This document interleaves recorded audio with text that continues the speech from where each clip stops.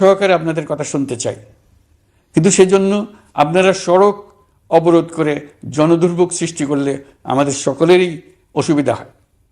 আমাদের একান্ত অনুরোধ, আপনারা নির্দিষ্ট চ্যানেল মেনটেন করে আপনাদের দাবি দেওয়া পেশ করবেন। আমাদের বৃহৎ রপ্তানি পণ্য গার্মেন্টস শিল্পে গত কিছুদিন ব্যাপক অস্থিরতা বিরাজ করছে। ফ্যাসিস্ট সরকারের সুবিধাভোগী বেশ কিছু গার্মেন্টস মালিক পালিয়ে যাওয়ায় শ্রমিকদের বেতন ভাতা নিয়ে অনিশ্চয়তা তৈরি হয়েছে। অন্য অনেক কারখানাও শ্রমিকদের ন্যায্য বেতন সহ অন্যান্য সুবিধা থেকে বঞ্চিত ছিল। শ্রমিকরা তাদের দীর্ঘদিনের বঞ্চনার প্রতিবাদ জানাতে এবং অনিশ্চয়তা থেকে মুক্তি পেতে রাস্তায় নেমে আসে। আমরা তাদের কথা শুনেছি, তাদের আলোচনার টেবিলে নিয়ে আসতে পেরেছি। আমরা অত্যন্ত আনন্দিত যে মালিক শ্রমিকের মধ্যে 18 দফার একটা ব্যাপক ভিত্তিক চুক্তি স্বাক্ষরিত হয়েছে। বড় ধরনের কোনো সহিংসতা ছাড়াই আমরা শ্রমিক অসন্তোষ নিরসন করতে পেরেছি। তারা আবার উৎপাদনে ফিরেছে। এতে প্রাণ ফিরে পেয়েছে বাংলাদেশের রপ্তানিমুখী এই শিল্প। নানা প্রতিকূলতা সত্ত্বেও অক্টোবর মাসে আমাদের রপ্তানিতে প্রবৃদ্ধি হয়েছে প্রায় 21%। আমরা যখন কাজ শুরু করেছি, দেশের অর্থনীতি ছিল বিপর্যস্ত। বৈদেশিক মুদ্রার রিজার্ভ ছিল তলানিতে। আসার কথা, এই রিজার্ভ পরিস্থিতি এখন উন্নতির পথে। গত 3 মাসে রিজার্ভে কোনো রকম হাত না দিয়েই আমরা প্রায় $2 বিলিয়ন বৈদেশিক ঋণ শোধ করতে পেরেছি। জ্বালানি তেল আমদানিতে পুঞ্জীভূত বকেয়ার পরিমাণ $478 মিলিয়ন হতে কমিয়ে $160 মিলিয়ন আনতে পেরেছি। অর্থনীতি পুনরুদ্ধারে আমরা সর্বাত্মক চেষ্টা চালিয়ে যাচ্ছি। বিশ্বব্যাংক, IMF সহ বিভিন্ন দাতা সংস্থা ইতিমধ্যে ঋণ ও অনুদান হিসেবে $8 বিলিয়ন দেওয়ার প্রতিশ্রুতি দিয়েছে, যা আমাদের ভঙ্গুর অর্থনীতিকে সচল করতে সক্ষম হবে।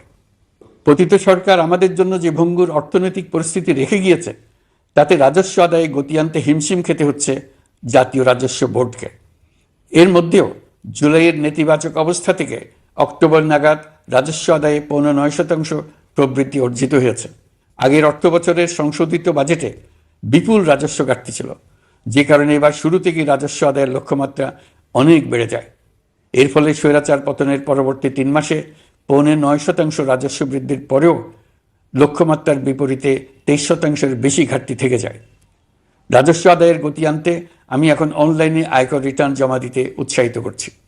আন্তর্জাতিক সাহায্য সংস্থা, বিশ্বব্যাংক, IMF, UNDP ইত্যাদি প্রধানদের সঙ্গে আমার দীর্ঘ বৈঠক হয়েছে। তারাও বাংলাদেশকে নতুনভাবে এবং সর্বাত্মকভাবে সাহায্যের জন্য তাদের আগ্রহ ব্যক্ত করেছেন। চীনের পররাষ্ট্রমন্ত্রীর সঙ্গে একান্ত বৈঠকে চীনের পক্ষ থেকে যাবতীয় সাহায্যের আশ্বাস দিয়েছেন। 100 দিন আগে আর্থিক দিক থেকে আমরা যে লণ্ডভণ্ড অবস্থা থেকে যাত্রা শুরু করেছিলাম, সেটা এখন অতীত ইতিহাস হয়ে দাঁড়িয়েছে। এই 100 দিনে অর্থনীতি সবল অবস্থানে চলে আসছে।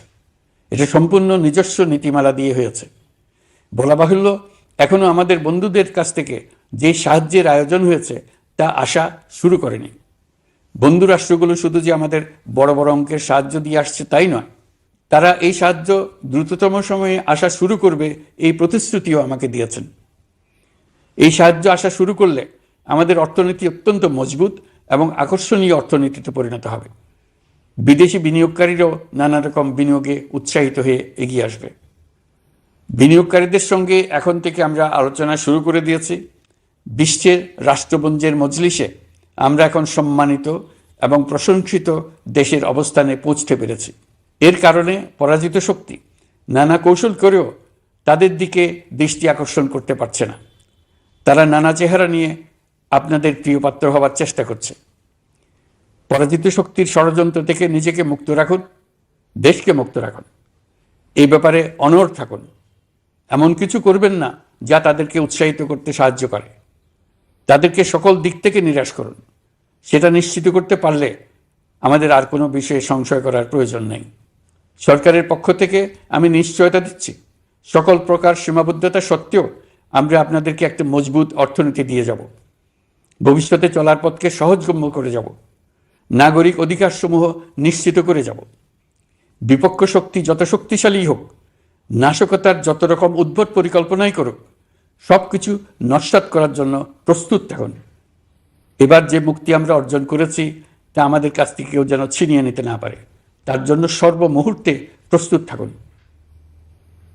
আপনারা জেনেছেন পতিত সরকার ও তার দোসররা প্রতি বছর দেশ থেকে 12 থেকে 15 বিলিয়ন ডলার পাচার করেছে। দুর্নীতি বিরোধী সংস্থা ট্রান্সপারেন্সি ইন্টারন্যাশনাল বাংলাদেশ সম্প্রতি এই তথ্য দিয়েছে। পাচার হয়ে যাওয়া এই অর্থ ফিরিয়ে আনার জন্য সম্ভব সকল ধরনের উদ্যোগ আমরা গ্রহণ করেছি। এই কাজে সফল হতে পারলে আমাদের অর্থনীতি আরও গতি পাবে।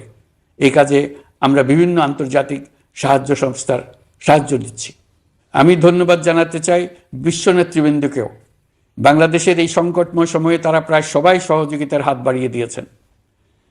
আমি যখন সেপ্টেম্বরে জাতিসংঘের সাধারণ পরিষদের অধিবেশনে যোগ দিই, সেই সময় মার্কিন যুক্তরাষ্ট্র, European Union, Canada, Italy, Holland, জাতিসংঘের মহাসচিব সহ বিশ্বের অনেক দেশের সরকার প্রধানের সঙ্গে আমার বৈঠক করার সুযোগ হয়। তারা স্বতঃস্ফূর্তভাবে আমাদের প্রতি সর্বাত্মক সহযোগিতা প্রদানের অঙ্গীকার ব্যক্ত করেছেন। নেপাল, মালদ্বীপ, পাকিস্তান সহ প্রতিবেশী বেশ কয়েকটি দেশের সরকার প্রধানের সঙ্গে আমার বৈঠক হয়েছে, যেখানে আমি সার্ককে পুনর্জীবিত করার কথা বলেছি। দেশে ফিরে আসার পর এসব দেশের রাষ্ট্রদূতগণ যারা ঢাকায় আছেন স্বতঃপ্রবৃত্ত হয়ে আমার সঙ্গে দেখা করে তাদের সরকার প্রধানদের অঙ্গীকার পুনর্ব্যক্ত করে গেছেন। তারা সম্পূর্ণ নতুনভাবে আমাদের জন্য সহায়তার নতুন ছক তৈরি করার কাজ শুরু করেছেন। যেসব রাষ্ট্রদূত দিল্লিতে অফিস করেন তারা দিল্লি থেকে এসে দেখা করে গেছেন। ইউরোপিয়ান ইউনিয়নের 20 দেশের 20 জন রাষ্ট্রদূত দিল্লিতে থাকেন, 7 দেশের 7 রাষ্ট্রদূত ঢাকায় আছেন। দিল্লি থেকে একসঙ্গে 20 জন রাষ্ট্রদূত সহ মোট 27 রাষ্ট্রদূত সমবেতভাবে আমার সঙ্গে বৈঠক করার জন্য আগামী কয়েকদিনের মধ্যে ঢাকায় আসছেন। আগে কখনো ইউরোপিয়ান ইউনিয়নের 27 জন রাষ্ট্রদূত একত্র হয়ে সরকারের সঙ্গে আলোচনায় বসেনি। দিল্লি থেকে এই বিশাল সংখ্যক রাষ্ট্রদূত একসঙ্গে বৈঠক করার জন্য কোনোদিন আসেনি। এবার এই কাজটি করার পেছনে আছে ইউরোপিয়ান ইউনিয়নের সমর্থন প্রকাশ করা এবং অর্থনৈতিক ক্ষেত্রে উচ্চ পর্যায়ের সহযোগিতা গড়ে তোলা। ইতিমধ্যে আমার সঙ্গে দেখা করেছেন সৌদি আরব, সংযুক্ত আরব আমিরাত, ব্রাজিল, তুরস্ক, রাশিয়া, ফিনল্যান্ড, সিঙ্গাপুর, লিবিয়া সহ অনেক দেশের রাষ্ট্রদূত। দ্বিপাক্ষিক নানা সহযোগিতা সহ বাণিজ্য বিনিয়োগ বৃদ্ধির আশ্বাস তারা দিয়েছেন। আমরা প্রবাসী বাংলাদেশিদেরও বেসরকারি খাতে বিনিয়োগ করার জন্য আহ্বান জানাচ্ছি। বাংলাদেশের অর্থনৈতিক উন্নয়নে তরুণদের কর্মসংস্থানের মূলে রয়েছে বেসরকারি খাত। আমাদের বিনিয়োগ বোর্ডের নির্বাহী চেয়ারম্যান 2 শতাধিক বেসরকারি প্রতিষ্ঠানের প্রধান নির্বাহী, উদ্যোক্তা ও বিনিয়োগকারীর সঙ্গে পৃথক পৃথকভাবে বৈঠক করেছেন। নীতির ধারাবাহিকতার অভাব, সরকারি বেসরকারি পর্যায়ে মত বিনিময়ের অভাব, সরকারি অফিসের জটিল প্রক্রিয়া এবং সর্বোপরি দুর্নীতি বিদ্যমান বিনিয়োগকারীদের সমস্যায় ফেলেছে। বিনিয়োগকারীদের উদ্বেগ নিরসনে আমরা অনেকগুলো কাজ করেছি। ইতিমধ্যে সত্যিকারের ওয়ান স্টপ সার্ভিস চালু হয়েছে।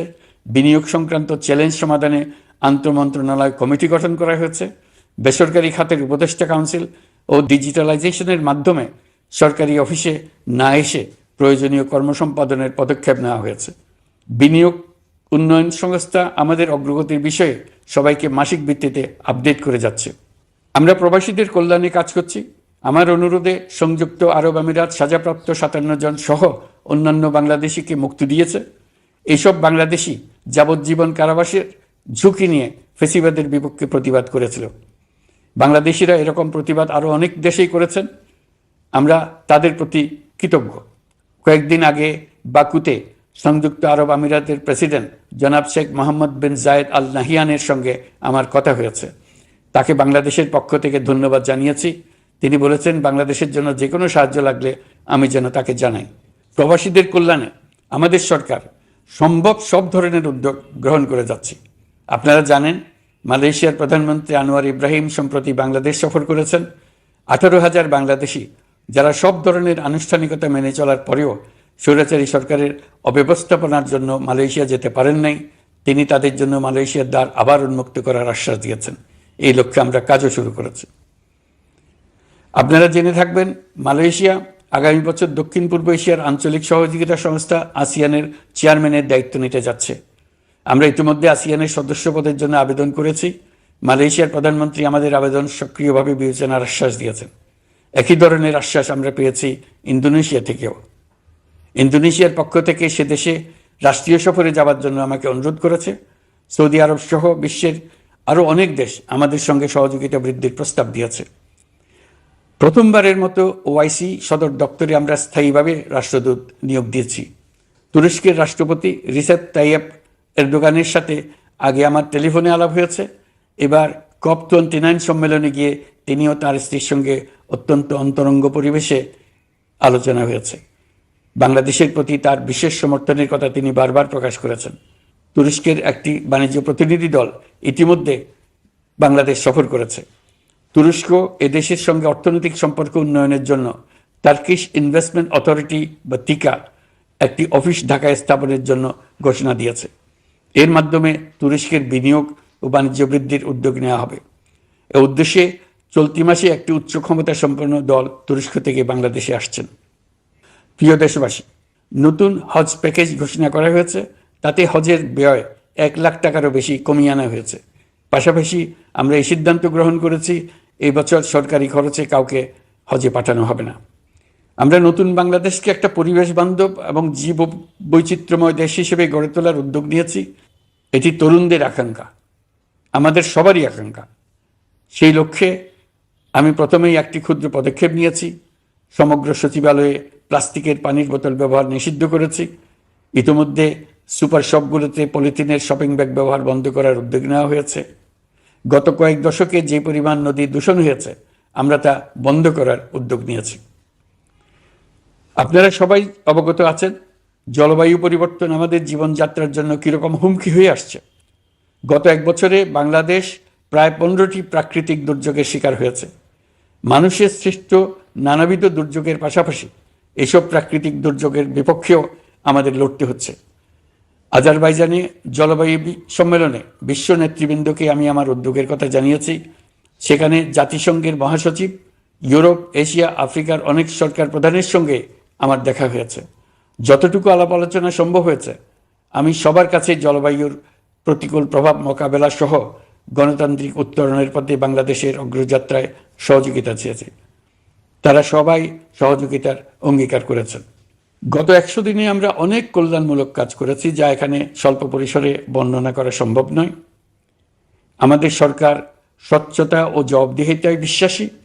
তাই আমি সরকারের সকল মন্ত্রণালয়কে নির্দেশ দিয়েছি তাদের নিজ নিজ কাজের বিস্তারিত বিবরণ নিজেদের ওয়েবসাইট ও সামাজিক যোগাযোগ মাধ্যমে প্রকাশ করার জন্য। আমি আমার দপ্তরকেও বলেছি সরকারের সব কাজের বিবরণ যাতে জনগণ জানতে পারে, এই জন্য যেন প্রয়োজনীয় পদক্ষেপ নেওয়া হয়।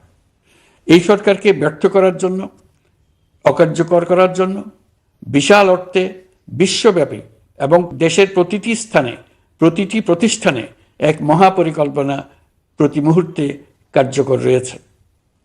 তাদের একটি বড় প্রচেষ্টা হচ্ছে আমাদের মধ্যে বিভেদ সৃষ্টি করা। পতিত সরকারের নেতৃবৃন্দ যারা এদেশ থেকে বিপুল পরিমাণ অর্থ পাচার করে নিয়ে গেছে, সেই অর্থে বলিয়ান হয়ে তারা দেশে ফিরে আসার জন্য চেষ্টা করে যাচ্ছে। তাদেরকে কিছুতেই সফল হতে দেবেন না। তারা সফল হওয়া মানে জাতির মৃত্যু, জাতি হিসেবে আমাদের অবসান। সাবধান থাকুন। তাদের সকল হীন প্রচেষ্টাকে আমাদের ঐক্যের মাধ্যমে নস্যাৎ করে দেন, যেভাবে নস্যাৎ করেছিলেন তাদের বন্দুকের গুলিকে, তাদের আয়নাঘরকে, প্রতি পায়ে তাদের অনাচারের শিকলকে। এ ব্যাপারে সবাই একমত থাকুন, ঐক্যবদ্ধ থাকুন। আপনারা সবাই ভালো থাকবেন।